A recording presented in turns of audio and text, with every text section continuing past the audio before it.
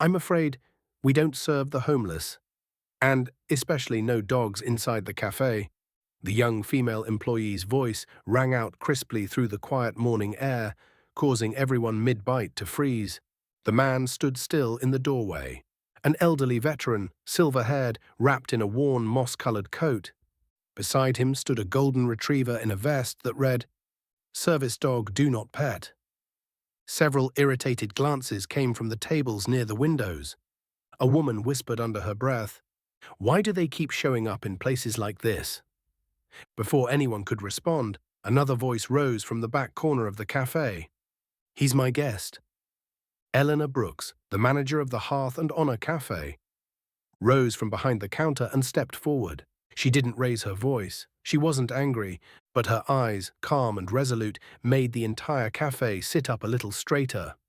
And none of them knew that this single act would cost her her job, but would also change an entire town.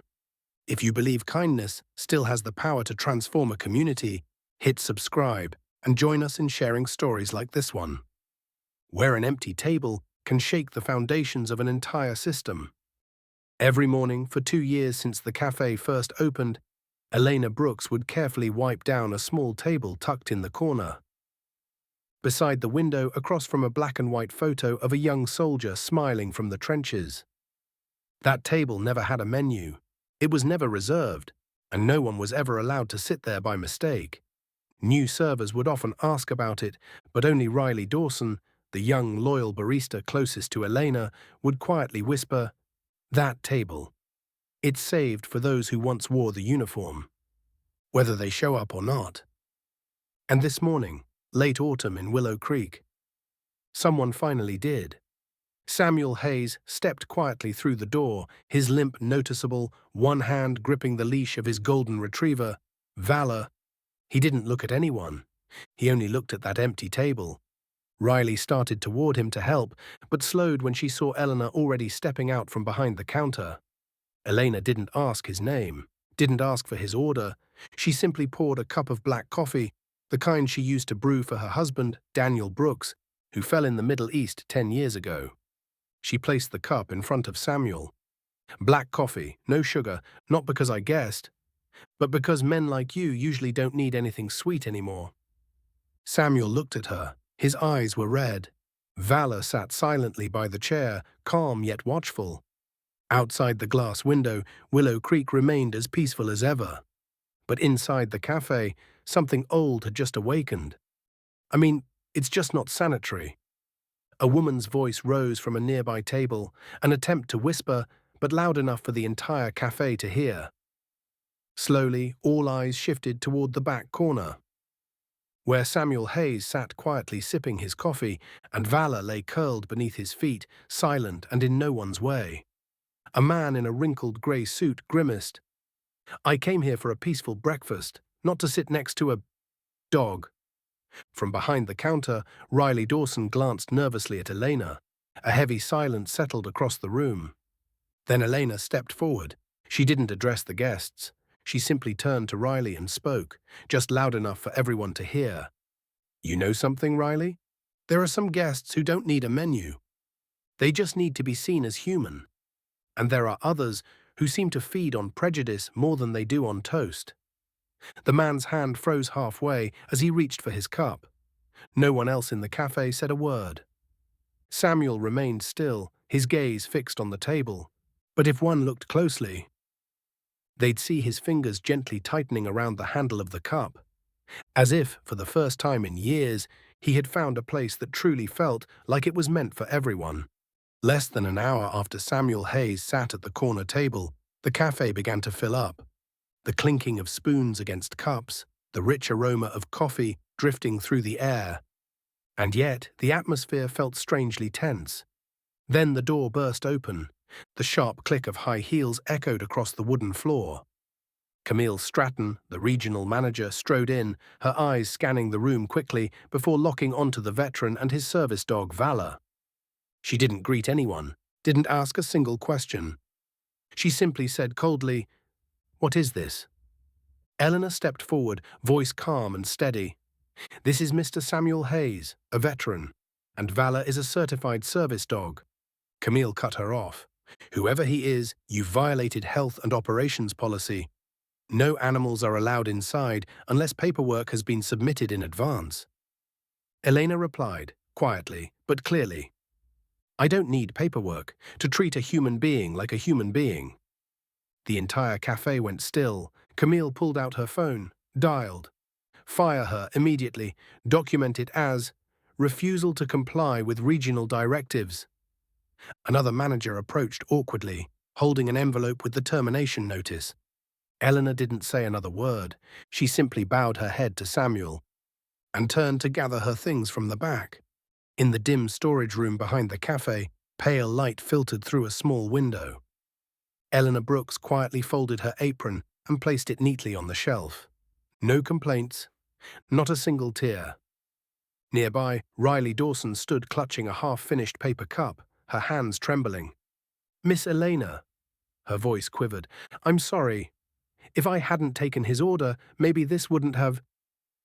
Eleanor shook her head, her smile gentle but unwavering. It's not your fault, and don't ever let anyone convince you otherwise. She placed a hand on Riley's shoulder and spoke slowly. If tomorrow you see someone who needs help, don't wait for permission, just do the right thing. Outside, the small corner table where the old veteran still sat silently was no longer invisible. People had begun to glance over, not at him, but at something deeper. A quiet space in the way we treat each other. And somewhere in the hearts of those watching, a question began to echo. Would you risk your entire career just to keep one empty table waiting for someone no one else bothered to welcome? The front doorbell chimed softly. Camille Stratton had just left. Elena stood still, her hand resting on a dish towel. The whispers began to stir inside the cafe, quiet but enough to shift the air.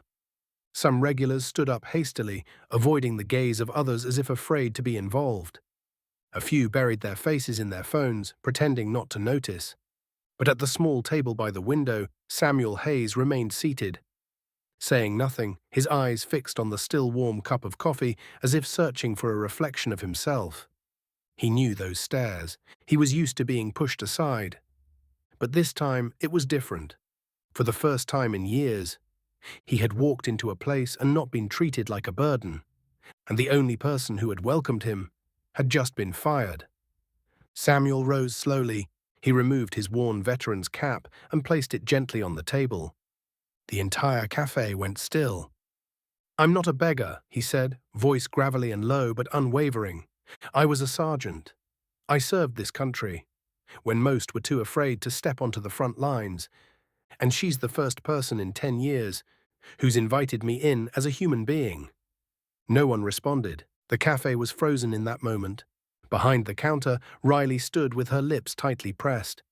A middle-aged woman opened her mouth to say something, but fell silent. In a dim corner near the grey brick wall, a young woman named Ava Mackenzie, a second-year communications major, sat with her headphones on, live streaming her solo Saturday coffee to her small TikTok following. When the scene began unfolding, Ava had reached to stop the video, but something made her let it roll. Sorry guys, she whispered into the mic, but this is something you need to see. She didn't know it yet.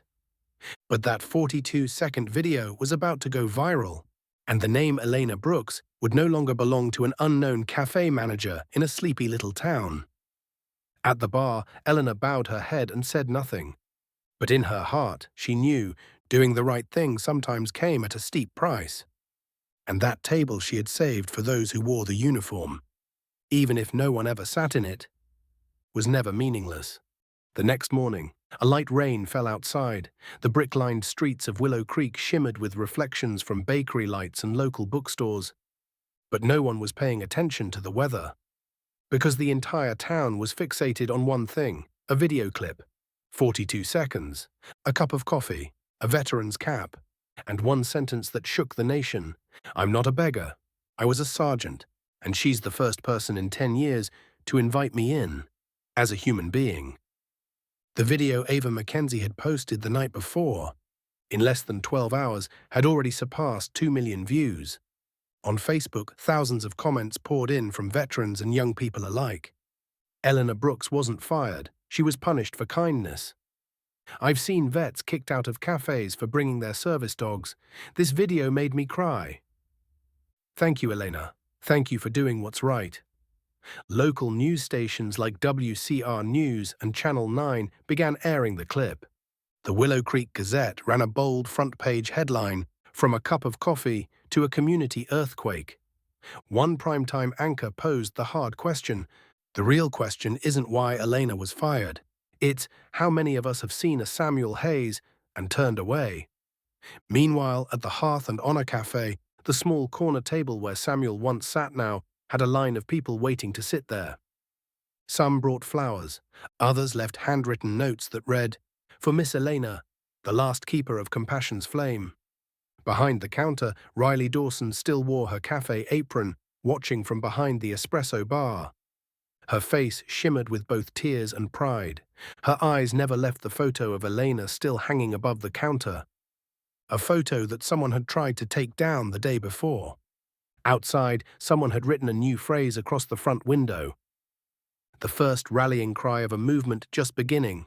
One table, a whole nation. That evening, Willow Creek was unusually quiet. The morning drizzle had stopped, leaving the air damp and cold. In a small wooden house on the north side of town, Eleanor Brooks sat alone, a cup of mint tea in her hand. Her old employee badge still lay on the kitchen table, the upper right corner slightly curled from yesterday's tears. Then came a knock, 3 short, firm taps. Eleanor set down her cup. She wasn't expecting anyone. When she opened the door, she found an older man, tall and composed, dressed in an olive-brown military jacket. A faded silver insignia still clung to his chest. His face was stern, his hair a mix of grey and white, cropped short. But his eyes, sharp yet full of quiet compassion, looked like those of someone who had seen far too much, and still chose to care. He stood tall, didn't wait for her to speak. "I'm Colonel Thomas Blake, Director of the Southeastern Humanitarian Coordination Program for Veterans. I'm here because we know who you are." Elena took a small step back, unsure, but his voice held no threat. It carried something else. Reverence. "You didn't just hold space for one soldier. You held it for all of us, those who've been forgotten." Eleanor hesitated. "I only did what I thought was right." Colonel Blake nodded. "And that's why you're the one we want to lead this." He reached into his coat and pulled out a thick black folder. The words stamped in bold red. "Project Beacon House, confidential. We're rebuilding a transitional support center for veterans, and we need a leader, not a commanding officer, but someone who understands dignity, loyalty, and the kind of kindness that doesn't wait for applause." A light breeze moved through the doorway, and for a brief moment, Elena saw something in Colonel Blake's eyes. A flicker of her late husband, Daniel Brooks. She didn't answer right away, but inside her, something had begun to shift. This was no longer the story of a little cafe. It was the beginning of something far greater. The next morning, when Elena woke up, the black folder Colonel Blake had handed her the night before still lay untouched on the kitchen table. But she didn't need to flip through the pages to feel its weight. The cover already said enough. Classified, top secret. Subject, missing persons, Hayes, Samuel C. Designation, special security operation, not for internal circulation. Elena sat in silence for a long time. Then slowly she opened to the first page. File number 2, 21-CH-Hayes-78. Full name, Samuel Curtis Hayes. Rank, Master Sergeant, Rapid Response Task Force 17. Theaters of operation, Afghanistan, Somalia, and several undisclosed missions. Status, missing since April 2014, following a classified assignment in Syria. Additional notes, possible severe neurological trauma, refused all government contact after returning to the United States. Below was a black and white photo of a younger Samuel, sharp, intense, standing beside a military working dog. The dog's name at the time, Valor. Meanwhile, in a classified meeting room deep beneath the Pentagon, A closed-door briefing was underway. On the main screen, a map of Willow Creek's residential district glowed softly, surrounded by images. The viral video clip, stills of Elena, Samuel, and Vala. An older man in a grey suit, slightly hunched, pointed at the screen. For 10 years, we lost track of Sergeant Hayes, but now he's surfaced, and the public is rallying behind him. A woman sitting across from him added, "We can't control this narrative anymore. The community is turning him into a symbol." And that woman, Eleanor Brooks, she's the spark. Back in Willow Creek, Riley Dawson, the former cafe barista, paid a quiet, unannounced visit to Samuel Hayes. She didn't know why exactly, but something in her heart had drawn her there. "I don't know if I have the right to ask," she began gently, "but why did you come back without telling anyone?" Samuel didn't turn around. He simply looked down at Vala, now curled up peacefully by the fireplace. Then he spoke, his voice soft, like wind brushing past old wood. "Because no one wanted to see someone like me anymore. All they saw was an old man, a dog, and assumed we were both past our use." He paused. "Until she came along, Elena. She looked at me, like there was still something left to give." On social media, hashtags like #Honor Hayes and #Valor Lives began to trend. A coalition of veterans announced plans to launch Service Appreciation Week, starting in Willow Creek. The story of Samuel Hayes was no longer confined to a small town, and Eleanor Brooks had unexpectedly become the guardian of a living symbol. A few days later, Elena sat alone on a park bench, holding a to-go cup of coffee from a different shop, no longer from the Hearth and Honor Café. As she watched people pass by, she still hadn't quite adjusted to mornings without the usual rush. But one thing was clear. She had no regrets. She had just taken a sip when her phone buzzed. A text from an unknown number. "Ready for a meeting, Ms. Brooks. Blake." That afternoon, a black SUV quietly pulled up in front of the old Brooks house. Colonel Thomas Blake stepped out, carrying a dark leather briefcase. This time, he didn't come just with gratitude. He brought a proposal, over 80 pages long. Project Beacon House for Veterans. Proposed site, Camp Valor, a decommissioned military base near Willow Creek, abandoned for nearly 15 years. Mission objectives: transform the site into a rehabilitation and vocational training center for forgotten veterans. Integrate trauma therapy, life skill retraining, and community reintegration. Establish a new national symbol of gratitude for those who served. And we need someone to lead it, he said. Not for their resume, but for their heart. Elena was stunned. "But I'm just a small-town barista. I'm not a therapist. I'm not a veteran. I have no authority, no power." Colonel Blake rested his hand on the folder. "We already have enough people who can crunch numbers, analyze data, and write reports. What we're missing is what you have. The courage to stand tall when everyone else looks away." That night, Eleanor didn't sleep. She flipped through each page of the plan, old maps of Camp Valor, descriptions of the renovation phases, housing quarters, therapy rooms, meditation gardens, and a small cafe at the heart of the campus. On the final page, a handwritten note read, "Every mission needs a first believer. We hope you'll be ours. TB." The next morning, Eleanor stepped onto her porch, early sunlight catching the dark strands of her hair. She dialed a number and spoke into the phone. "Colonel Blake, I might not know everything about how to do this, but I'm willing to learn. If veterans can rise again after war, then I can rise again after being let go." On the other end, a quiet breath of relief. "Welcome to the bigger mission, Ms. Brooks." From that moment on, Elena was no longer the woman who got fired from a coffee shop. She became the first director of Beacon House for Veterans. And the journey to build a sanctuary for those society had forgotten had officially begun.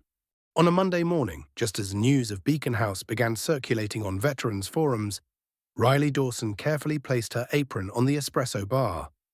For the very last time, she walked out of the Hearth and Honor Cafe to the soft chime of the doorbell, but her heart didn't feel as peaceful as it had on all the mornings before. No one had fired her. No one had raised their voice. But Riley knew she couldn't stay in a place that once rejected the very thing that was right. That afternoon, Elena was reviewing the therapy room designs when she heard a gentle knock on the temporary office door at Camp Valor. "Excuse me, is Ms. Brooks here?" The voice was familiar. Elena looked up and smiled. "Riley." The young woman stepped in, clutching a stack of old files, her hands slightly trembling, but her eyes bright, like a child stepping onto a stage for the first time. I, I'm sorry for not speaking up that day. I was afraid I'd get fired. But after re-watching the video, I knew, if I didn't come forward now, I'd regret it for the rest of my life." Eleanor stood still for a moment. Then she rose and gently took Riley's hand. "No one's born brave, Riley. What matters is, you didn't turn your back on the lesson."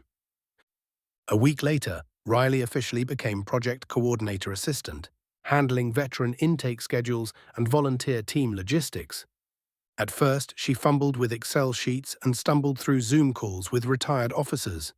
But by the third session, she became the first to propose a new idea.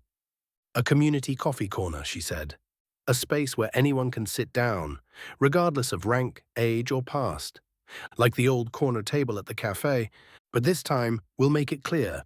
Everyone deserves a seat." That evening, as golden sunlight bathed the half-finished walls of Beacon House, Elena stood watching Riley guide a group of new volunteers, her posture calm, her smile steady and grown. Colonel Blake stepped up beside her, quietly observing before saying softly, "You haven't just restored trust for veterans, Elena. You're planting a new generation, one that knows how to stand tall, even when the world tells them to bow." Eleanor replied gently, "And maybe, for the first time in years, I believe in the future again." On a Monday afternoon, inside the boardroom of the Hearthstone Group cafe chain, 16th floor, a gavel struck firmly. "We now begin the internal hearing regarding the Willow Creek incident, the termination of manager Elena Brooks." Camille Stratton, the regional director, entered the room with her usual air of confidence. She wore a cream-colored suit, the collar stiff, just like her convictions. But unlike before, today she stood before a full board, surrounded by dozens of senior staff members and local media representatives. She cleared her throat to open, her voice firm. "We have clear policies regarding hygiene and food safety. Allowing animals inside, regardless of reason, is a violation of those policies." She spoke like someone reciting a manual. A board member asked, "Have you seen the video?" The screen lit up, the now famous footage showing Eleanor being pressured to resign. And then Samuel Hayes standing, voice trembling, saying, "She's the first person in 10 years to invite me in like a human being." The room fell completely silent. The board chair leaned forward, hands on the table. "Ms. Stratton, did you know who he was?" Camille faltered. We can't verify the background of every homeless customer." "That man is Sergeant Samuel Hayes, former commander of a rapid response unit in the Middle East, recipient of the Medal of Valor. And the dog, Valor, is a certified service animal registered with the Department of Defense." A female board member followed up. "Is it true that 2 years ago you refused to approve a sponsorship for the local veterans group, claiming it was not profitable?" Camille began to sweat. Whispers filled the room. Then a former employee stood up and asked to speak. "My name is Jasmine Carter. I'm a veteran.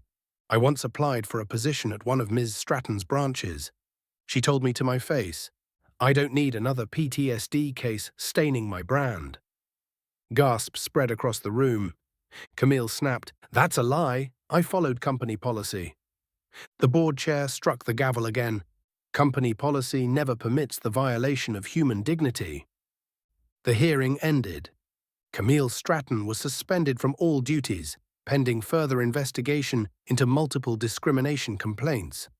As she walked out of the boardroom, she was no longer the powerful overseer of scheduled inspections, but the crumbling face of a system in collapse. One board member whispered to another, "We fired the best person we had because she did the right thing." Autumn settled gently over Willow Creek, its golden sunlight resting quietly on the wooden porches of a once-forgotten place. Camp Valor, an old military base tucked on the outskirts of town. It was once a training ground for young soldiers. Then the wars ended, the gates were shuttered, weeds took over, and its name faded into silence. Until today, in the glow of the early morning, a new sign was raised. Beacon House for Veterans, a center of light for those who served. Beneath the words, a simple logo, a coffee cup placed beside a soldier's helmet. The opening ceremony was modest, yet solemn. There were no bright red ribbons, no booming music. Only the once forgotten, wearing old uniforms, standing in quiet rows. Some walked with a limp, some stood beside service dogs, and among them stood Elena Brooks, wearing a soft cream blouse, her voice calm but unshakably strong.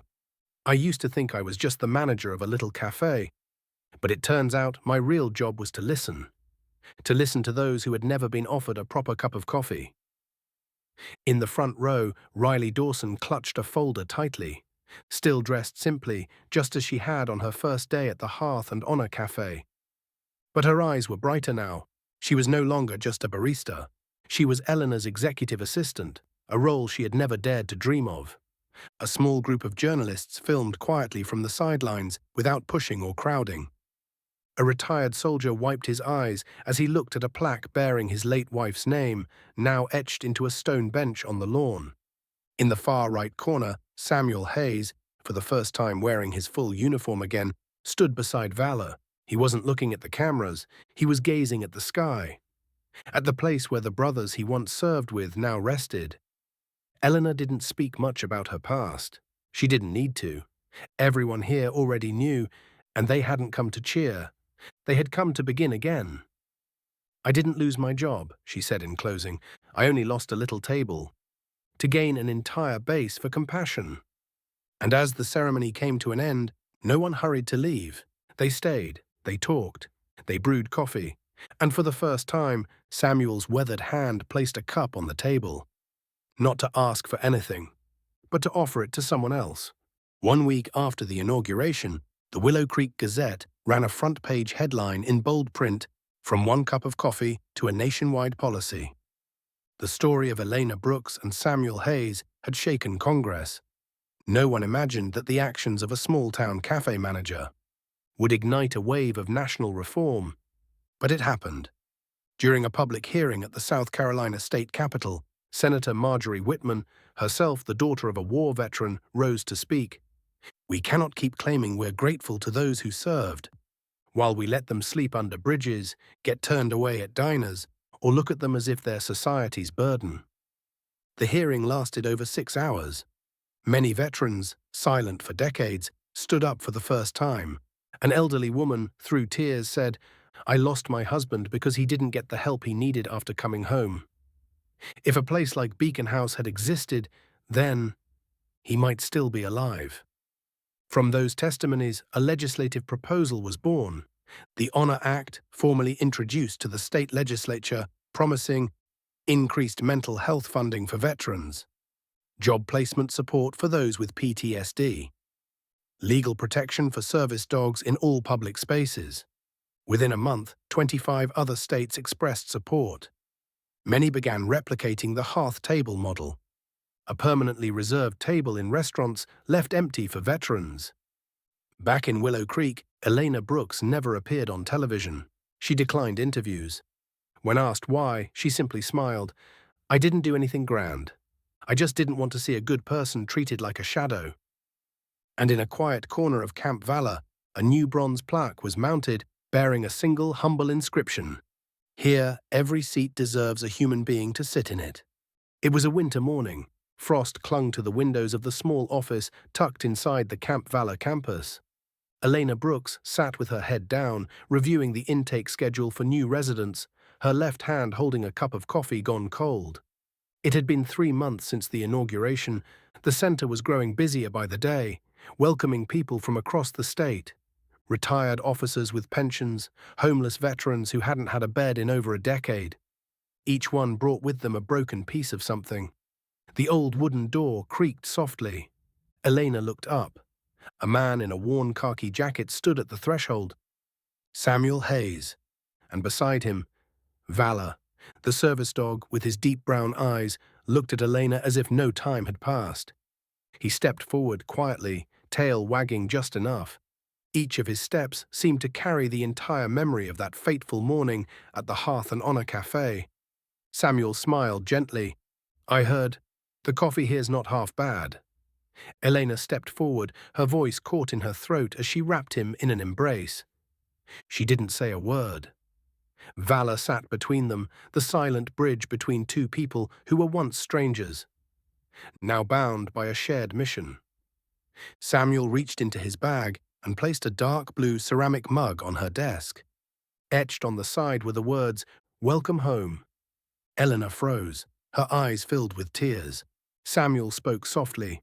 That day, you offered me a cup of coffee, not out of pity, but because you believed I was worth it. Today, it's my turn to offer you one. They sat down. No grand speeches, no need for many words, just a cup of coffee, a warm room, a veteran, and the woman who once gave up everything to keep an empty seat waiting. Outside the window, Valor curled up beneath the sill.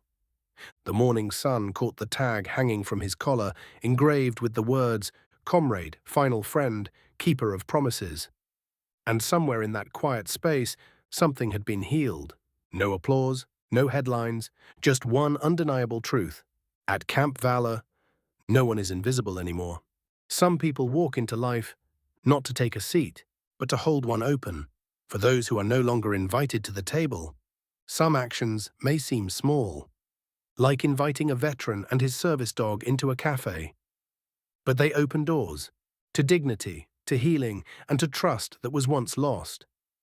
Eleanor Brooks didn't chant slogans. She didn't need a grand speech. She simply set an empty table each morning, because she believed that everyone deserves a place to belong.